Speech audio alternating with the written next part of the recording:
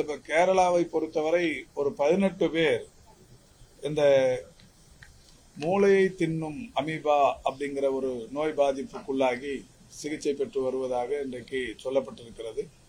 கடந்த ஒரு வார காலமாகவே அந்த நோயின் தன்மை என்பது அங்கே கூடியிருக்கிறது.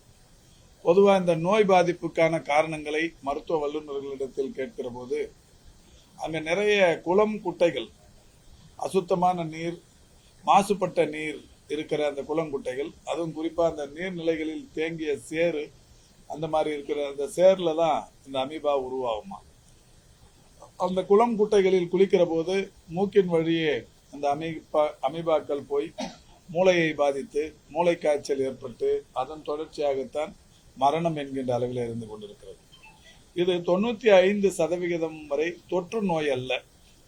இதில் நம்ம உறுதியா இருக்கலாம். இப்போ இந்த கொரோனா மாதிரி இது தொற்று நோய், அவரை தொட்டாலே வந்துவிடும், அவர் மூச்சு காற்று பட்டாலே வந்துவிடும், அந்த மாதிரி இல்லைங்கிறது உறுதியா இப்ப சம்பந்தப்பட்ட மருத்துவ வல்லுநர்களை 2 நாட்களா கேட்டுக்கொண்டிருக்கிறோம். தொற்று நோய் அல்ல. அதனால இது பெரிய அளவில் பதட்டப்பட வேண்டிய அளவுக்கு பயம் இல்லை.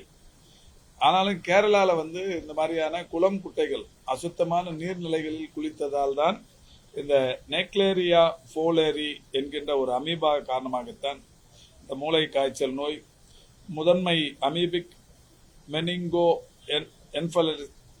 என்செபலைட்டிஸ் என்கின்ற இந்த நோய் பாதிப்பு கண்டுபிடிக்கப்பட்டிருக்கிறது.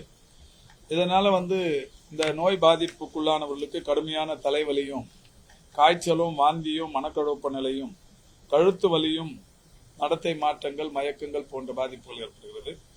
இது உடனடியாக இப்ப கேரள சுகாதாரத்துறை அவர்களுக்கான இந்த சிகிச்சைகளை சிறப்பாக வழங்கி அதற்கான நடவடிக்கைகளை எடுத்து வருகிறார்கள். இதன் மூலம் நாம இந்த கேரளா பார்டர்ல இருந்து வர்றவங்க இல்ல அங்கிருந்து இங்க பயணிச்சு வர்றவங்களுக்கு இந்த பாதிப்பு வந்துருங்கிற இந்த அச்சத்தை, பதட்டத்தை ஏற்படுத்த வேண்டிய அவசியம் இல்லை. இது தொற்று நோய் அல்ல. இருந்தாலும் தமிழ்நாட்டிலும் கூட அந்த மாதிரியான ஒரு மாசுபட்ட குளம் குட்டைகளில் அந்த குளிப்பதை தவிர்த்து கொள்வது நல்லது. அது மட்டும் இல்ல, நீச்சல் குளங்கள் கூட நிறைய பண்ணை வீடுகள்ல நீண்ட நாட்கள் பராமரிப்பு இல்லாம இருக்கிற நீச்சல் குளங்கள்ல கூட தூய்மைப்படுத்தி அதுக்கு தேவையான அந்த மருந்துகள், ரசாயன மருந்துகள்லாம் இருக்கு, அதெல்லாம் போட்டுட்டு குளிக்கிறது நல்லது. இது அதனால வர்ற ஒரு பாதிப்பு தான். அதனால நம்ம பெரிய அளவில் பயப்பட வேண்டிய அவசியம் இல்லை.